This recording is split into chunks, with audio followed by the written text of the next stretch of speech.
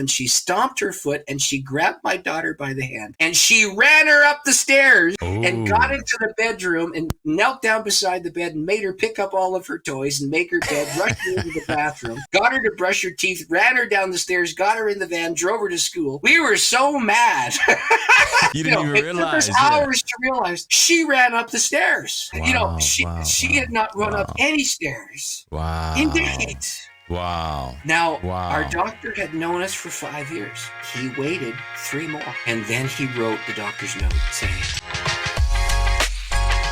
Well, welcome to the Words of Change podcast. This is Lionel, your host. I am super excited that we have the opportunity to talk about prayer and healing. That's right. How God heals through prayer and what that really means today. And we have a special guest that I will bring to the stage here momentarily, who is, should I say, an expert in this area. And he's going to enlighten us, encourage us, and give us perhaps a different perspective about prayer that we've never thought about before. So I want you to lock in and engage, because we know that nothing changes until you change first, and change comes through you experiencing God in your life and experiencing all that God has for you.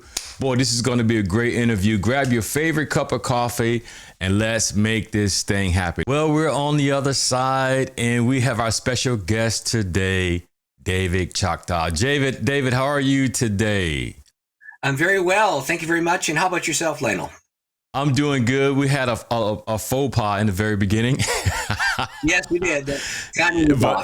Yes, but our time was off. But hey, I am excited that you have joined the Words for Change podcast. And I'm excited because many of our guests, our audience, are people who have perhaps gone through some spiritual disillusionment or been hurt by the church, and they're in a transitory stage of life. And so our job is to help people reconnect with the message of Jesus, to reconnect with what Christ has said, done, and the mission that God has given us in the world, so that we can come into the fullness of what God has for us. So would you do me a great favor and introduce yourself to the people? That's a lot to put into a 2-sentence introduction. I know. Listen, my name is David Choctaw. I'm a Canadian. I live I'm about 150 yards from the Detroit River. So on the other side is Michigan. So I'm the almost American, but not quite. We'll forgive you. Oh, sure. I've been a pastor since 1983, and I've served 5 churches. And I'm actually the past chair, used to be the past chair of Alliance Pray. And that's the prayer equipping arm of the denomination I'm serving in, Christian Missionary Alliance. And one of the anchor distinctives of the CMA is that we do believe that Jesus is the healer, and that this is part and parcel of the ordinary means of what it is to obey the Lord and to seek Him, and for the power of the gospel to become real and tangible in our lives. Anyway, she had a radio program, and she had 6 radio stations that she broadcast on. She was there for the crusade. And she walks up to the lady whose hands are starting to move, and she begins to gently rub them, and she places her hand on the lady's head and starts to pray. And within 5 minutes, that lady who'd been paralyzed for hours was on her feet. And now her arms were starting to move, and then her legs began to move like she was walking with stumps. And then she began to walk across the field like she was a toddler. And the next thing you know, she was completely restored, and she ran across the field. Wow. That happened in the course of about 15, 20 minutes as I watched there from underneath this canopy, and really determined very clearly the lady was very paralyzed. And it was just astonishing to see. That began an acceleration of the healing prayer gift in my own personal ministry, that moment there. So anyway, what happened was that we paid for these 3 churches, Little Burn Alliance in Atlanta, and Risen King Alliance in New York, and my church, Spruce Grove Alliance in Spruce Grove, Alberta. The 3 of us partnered together to send teams of people to teach the pastors and train them, because they had been in a war zone for 20 years. Right. And there was no education. If you could read, you've done well, So the person who could read the book wound up becoming the mayor or something, because they could do this kind of thing, or they become the local school teacher or something. But they didn't have a lot. So my church, Spruce Grove Alliance, made this commitment to try and help people in North Uganda. And this boomerang effect is what really set things into motion. I would go there to teach and lead. In fact, the first book I wrote, if I got a copy of it here, I wrote this one to give to them, to help them. I wrote this to give to the Ugandans. It's called Power The of Praying. power. Hold on. The power. Wow, powerful prayer. Yeah. What's that book about, David? This book is a theological investigation into each key word and phrase of Jesus' Lord's Prayer. And so I was putting that in the background and teaching the content that eventually became this book, and I gave this book to the Ugandans. But here's the thing. There were 750 to 1,000 every year, 750 to 1,000. And my church paid for their meals and paid for their transport and paid for their books and paid for their education for 4 days, once a year for times 3. And so in year 2, we'd spent $500,000, right? Yeah. So my church said, and they really believed that this is the right thing to do. We would take teams of people to help build because some of the infrastructure had been destroyed. And so some of the build teams built a library, they built a school, they built a latrine, they built things that they could use to train students and kids and as well as adults. And we bought books for them, and we bought their meals, and we got them a place to stay, and so on and so forth. Anyways, a lot of money. So my elders looked at me one day and said, "David, that's a lot of money." I said, "Yeah, it is." Yeah. So they said, "Let's fly the guy in." Church and church budgets, Yeah, well, I know, but that's still a lot of money, church budget or not. But so they said, "Let's fly the guy in." So they flew him into my church, and here was the transformative moment that changed my life forever. So here's what this guy gets up in front of the congregation, and he's preaching. And here's what happened. We had 3 services in those days. We had a Saturday night. We at 6 o'clock or 7 o'clock at night. Then we had a Sunday morning at 9 o'clock, and we had another one at 11. And the Saturday night was the smallest, and the 9 o'clock was what I call the conservative service, where everybody would sort of show up, do the liturgy, and get out. The 11 o'clock was the Pentecostal kind of, we're going to wave our hands around. Yeah. Anyway, so the Saturday nighters hear this guy speaking about deliverance from death war stories when people were praying and Coney was being defeated. And so we're talking major kind of life and death scenario stories. And they walk up to us, to me and the preacher, and they say, "Look, we're coming again tomorrow morning. Tell different stories." So we both nodded our head. We agreed, right? So they text their friends, they call their friends, they phone them on the phone. And so the next morning, what is usually a medium-sized congregation is quite full, right? And so the Saturday nighters, plus their friends, plus the regular attenders for 9 o'clock were there. And of course, he does this. Once again, he's telling these amazing deliverance from death stories. He's talking about how he's trying to rebuild North Uganda. Thank you for your partnership. And everybody's hanging on every word. And so the 9 o'clockers stay around for the 11 o'clock, which is ordinarily a full service. Right. And that full service is now oversized. Now, here's the thing. That building could seat about 450 comfortably. And we had an overflow, and we had, speakers in the background and so on. And we had easily 650 people in that service. It was jammed to the rafters.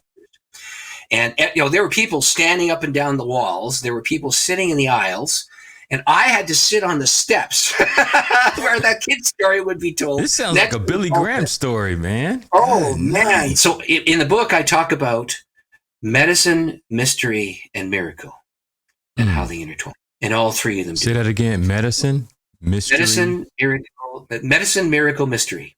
Medicine, miracle, mystery. And they intertwine. Yeah. One of the chapters in the book is that very thing.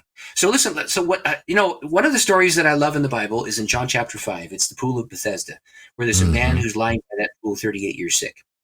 Jesus walks in and he heals the man, and the story's long, but the point is, at the end of the miracle, the Pharisees ask him, "Why are you doing that in Sabbath?" And he says, "I can do nothing unless the Father shows me." And so in that text, you have your finger on the thing that happened inside the prayer life of Jesus of Nazareth. Yeah. He didn't do his miracles based on his divinity. He did his miracles based upon his yielded submission as the Son of Man. And so he would cooperate when he sensed the power moving upon him. Now, at that pool of Bethesda, there would have been hundreds of sick people. Right. He heals one. Right. Just one. Why? Because that's all he saw in the spirit realm. So David, so what would you say about someone who hears that story and they said, Jesus, all these sick people, but Jesus heals one. Yeah. I'm the guy who's sick, and I heard that a person in my neighborhood got healed. And then I'm wondering why I'm not that guy that got healed.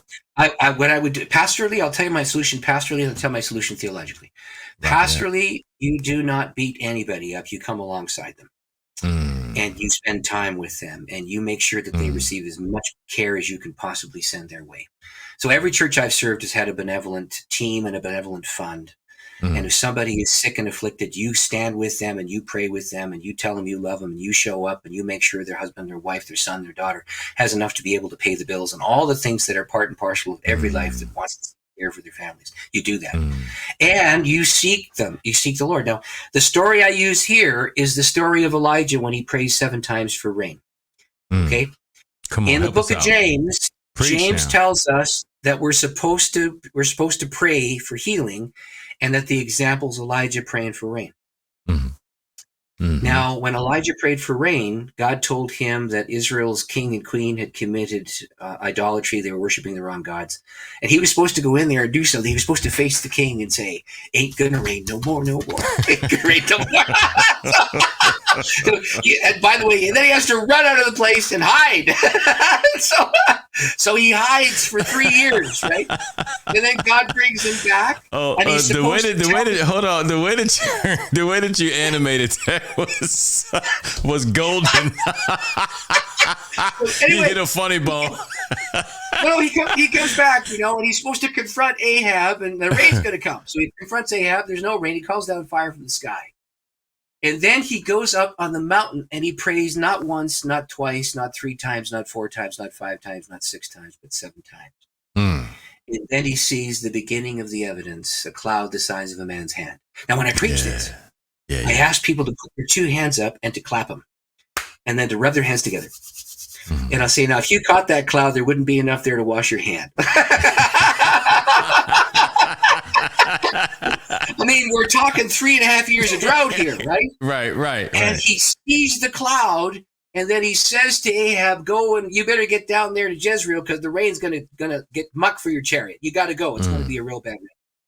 And so he prays over 3 years, and he prays 7 times before the rain comes, even though he knew that God told him the rain was coming. And actually, it says at the end, he's called down fire from the sky, he tells Ahab, hey, by the way, get yourself a meal, have yourself a feast. I'm going up on the mountain to pray because I hear the sound of a heavy roar. He has having a prophetic moment inside his inner ear. And as he is experiencing this prophetic moment, he knows that he has to pray into existence what God has already told him was on the way. Now, that's a very important theological principle because God initiates and we respond. That's how it works. What a fantastic interview we had with David Choctaw. And I look forward to having a part 2 of this interview. But we all have circumstances and experiences that can debilitate us. But if we have faith and we hold on to God, even as we go through doubt, fear, and disbelief, that we can see the miraculous happen in our lives. Can I even trust that God can do that? Yes, you can.